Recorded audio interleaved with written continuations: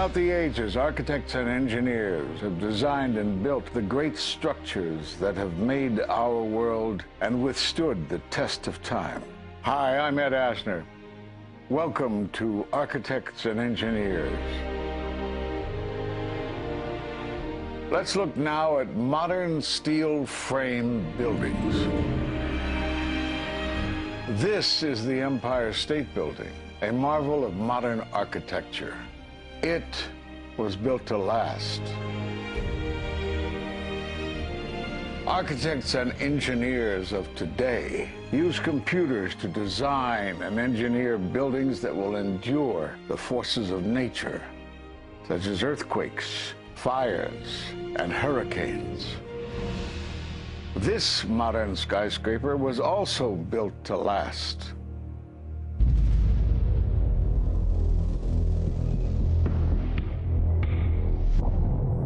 We've seen buildings completely destroyed like this before, but only when done intentionally. Danny Jowenko is the expert on this in Europe. What did he say?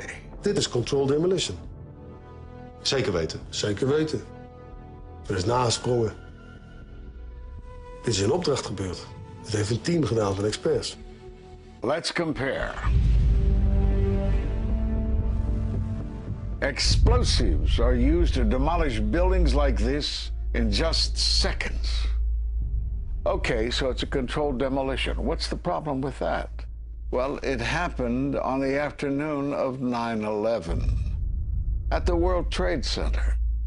Let's just think about this. Controlled demolitions cannot be engineered and rigged in a day. It takes months. And therefore, this event must have been planned in advance. Keep your eye on that building, it'll be coming down. The building is about to blow up. Move it back. We are walking back. There's a building about to blow up. Did they actually use the word brought down, and who was it that was telling you this? The fire department, and they did use the word, we're going to have to bring it down. And these people heard explosions. We heard this sound that sounded like a clap of thunder. It looked like there was a shock wave ripping through the building, and the windows all busted out. About a second later, the bottom floor caves out. The building followed after that. He takes his hand off, and you hear 3, 2, 1, and it was boom, boom, boom, boom, boom. And these reporters recognized it as a controlled demolition. And I turned in time to see what looked like a skyscraper implosion. Looked like it had been done by a demolition crew. The whole thing just collapsing down on itself. For the third time today, it's reminiscent of those pictures we've all seen too much on television before, when a building was deliberately destroyed by well-placed dynamite to knock it down. It was almost as if it were a planned implosion. It just pancaked. So what's the problem if this was a planned demolition? Well, we are told by government agencies that this building came down as a result of normal office fires. The National Institute of Standards and Technology produced their final report in 2008. World Trade Center 7 collapsed because of fires fueled by office furnishings. It did not collapse from explosives or from fuel oil fires. But what do you think brought down the building? And what caught my eye is more than 1,300 architects and engineers examine the evidence about Building 7's collapse and disagree with the official report issued by the National Institute of Standards and Technology. I certainly am much more open-minded about it than I was, and it is because of the involvement of the 9/11 families and all these engineers and architects. You are about to hear from architect of 23 years, Richard Gage, AIA, member of the American Institute of Architects and founder of Architects and Engineers for 9/11 Truth. Now there are more than 1,500 architects and engineers who say that it could not have been brought down by office fires. They are backed by 9/11 family members who are calling for an independent, unbiased investigation. I'm Richard Gage. Fires have never before caused the collapse of any skyscraper.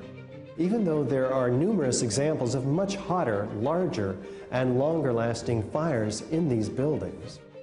And in the case of Building 7, the fire that NIST said started the collapse had actually burned out over an hour before. It could not have caused the collapse, as NIST claims. Yet this 47-story, modern steel-frame skyscraper, which was not hit by an airplane, collapses mostly into its own footprint like a house of cards, as fast as a bowling ball falling off the side of the building, in just under 7 seconds. Listen to the experts.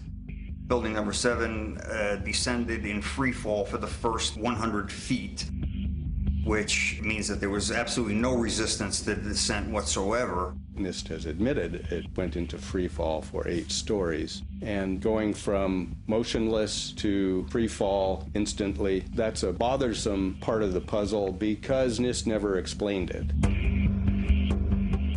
We've got a building that came down in its own footprint, so all of the columns really needed to be severed at the same time in order for that structure to fall the way that we saw. The symmetry is the smoking gun. The whole building completely comes down in one continuous motion. There couldn't have been any structural resistance. According to NIST, the failure occurred at column 79 on level 12. They're talking about a single columnar collapse or failure that resulted in a total collapse of the building. It is possible that you could have a local failure as a result of a connection failing. But the likelihood of that failure dragging the entire building in such a fashion that all the columns would fail at the same time is an impossibility. Impossibility? Yes. What I saw, it was a classic implosion. The center of the core, the penthouse area, starts to move first, and then the building follows along with it. I'd like to know why NIST excluded the document from FEMA in Appendix C that documented the evidence of melting steel.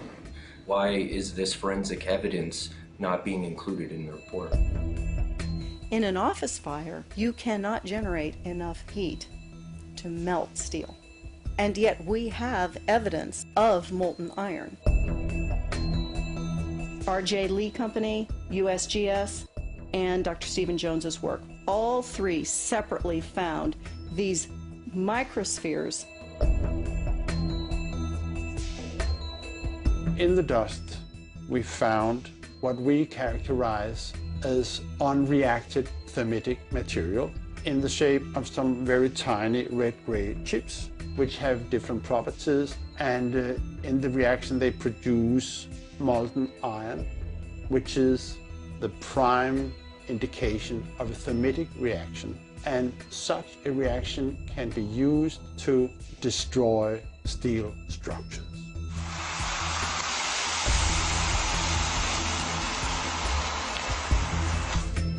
What we have found is a modern version of thermite, which we call nanothermite. There were these iron microspheres present in all of the dust samples that needed to have been formed in extremely high temperatures. I've independently seen thermitic activity within 2 separate independent samples of World Trade Center dust. My contention, based on finding thermite residue in the dust, is that it happened before. It didn't happen after in the fires that ensued in the rubble pile afterwards. All the characteristics of the microspheres tell me that thermite was involved in melting those steel beams. So thermite, if it was present at the World Trade Center and created this molten metal that so many witnesses and photographic evidence shows, would also explain the fact that the fires could not be put out at Ground Zero. The only thing that is consistent with all of the evidence that we have that could cause such a thing is the use of thermite to cut through the steel. You'd get down below and you'd see molten steel running down the channel rails, like you're in a foundry. Yeah. Like lava. Like it was lava. From a volcano. Well, the manual gets into thermite, and if it says if you have melted steel or concrete, which we had on 9/11. We should test for it. It's this fused element of steel, molten steel and concrete and all of these things all fused by the heat into one single element. We're asking for an investigation that follows national standards. There's no excuse to not test for this. If terrorists use explosives in 93, why didn't we test for them? If all these witnesses heard explosions, why aren't we testing for them? NIST concedes that they found no evidence for explosives. So then we asked them, well, did you look? And they said, no, we did not look for explosives or residues of explosives. So the preconceived notion of NIST is that there's no evidence for explosives, and so there's no point in looking.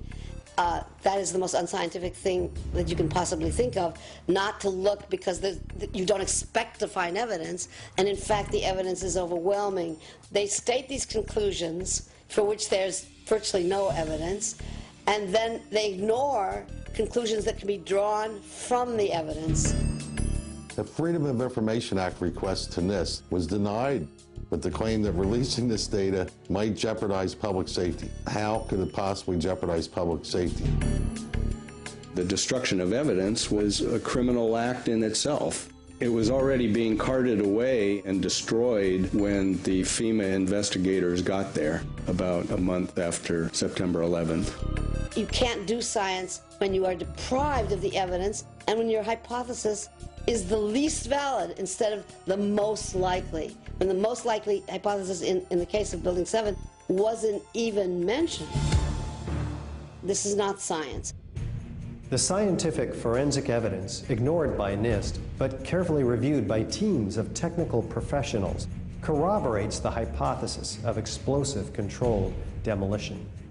We traveled to 21 foreign countries and 32 American cities, bringing this evidence to the attention of the public. And we're backed by 9/11 family members and other concerned citizens who are calling for an independent, unbiased investigation. I'm a family member trying to find out the answers to the murder of 3,000 plus people. The bottom line is that it needs to be investigated properly. Please look at architects and engineers. People all around the world, scientists all around the world are questioning this. And there's some deep, deep explaining to do. It took some kind of consciousness raising on my part before I was willing to look at the possibilities.